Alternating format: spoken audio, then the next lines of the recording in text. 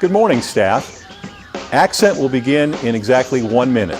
Hello to your mother, your brother, significant other.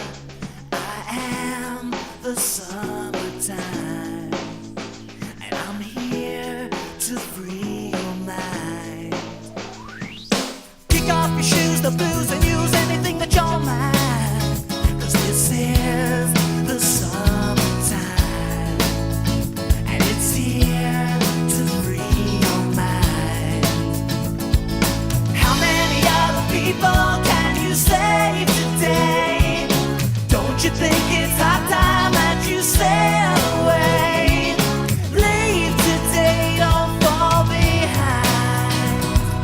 Try something new, turn into you, if only for a short time, and feel your head recline.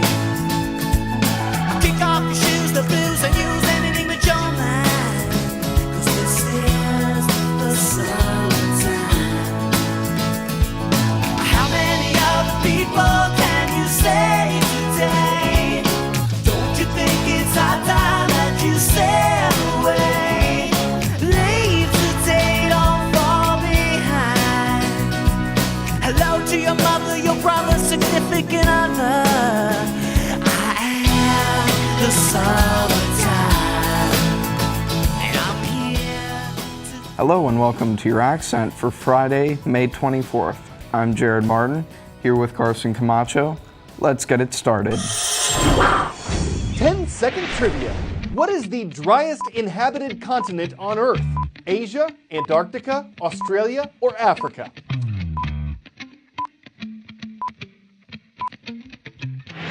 This is a little tricky. Antarctica is the driest overall, but Australia holds the title for driest inhabited continent. It might seem shocking that new laws concerning the issue of slavery are taking effect now in countries like Australia. But there are an estimated 40 million people who live in slavery today, and part of the mission of CNN's Freedom Project is to get the word out that slavery is not just a thing of the past.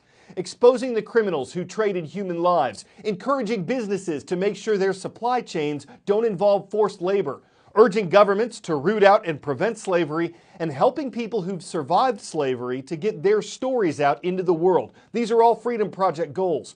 And the account of a woman who reportedly emerged from slavery in Australia, as well as the efforts of those who helped former slaves, are the subjects of our next report on CNN 10.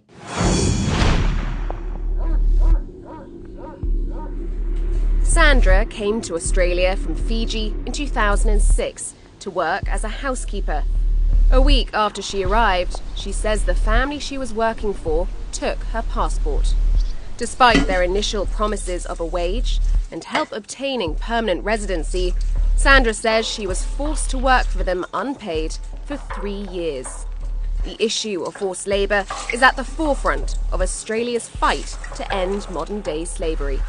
I was doing all the housework, like washing, cooking, ironing, looking after the 2 dogs, and a little bit of gardening, and even massaging the lady of the house. When I asked them for money, they would just shout at me.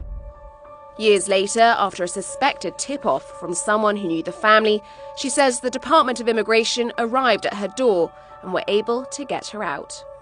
Once freed, she changed her name to Sandra for her safety. Soon after, she met Sally Irwin, who started the Freedom Hub. With an on-site cafe to raise funds and awareness, the Freedom Hub primarily runs a survivor school for people affected by slavery in Australia. There's a long wait, 4 to 5 year wait for a court case to come around. And what I was seeing was that these women are being in bedrooms, too scared to go out. There was no aftercare. All right, so this is the class that we did. It's got a lot of courses, everything from personal care right through to language skills, right through to computer classes, being Australian culture.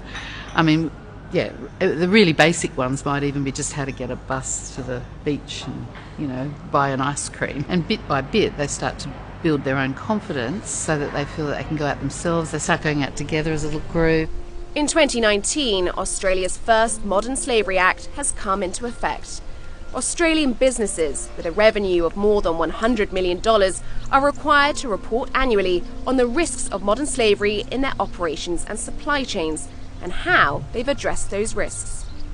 What I love about it in Australia is that it will actually raise awareness. So I think the main impact will be that people will have a lot more identification of victims. Today, Sandra stands as a beacon of hope for what can be achieved in Australia's mission to end slavery. Well, I'm a HK nurse. I have full-time job. I have my own life. I have freedom. I can drive, and I'm living on my own. I have so many family and friends. So I'm happy. Each year, Student Council sponsors an effort to recognize a teacher who is a positive influence in the lives of his or her students. This year, the ballot offered the names of 8 quality educators. Congratulations to Mr. Justin Foster, the Student's Choice for Teacher of the Year. Thank you, students, for your participation by voting for your choice.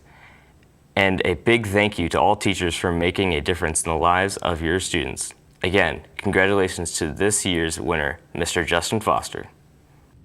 To all students, it is your responsibility to clean out your locker. Items will not be saved. Please return books to the proper staff member. Remove trash and dispose of properly.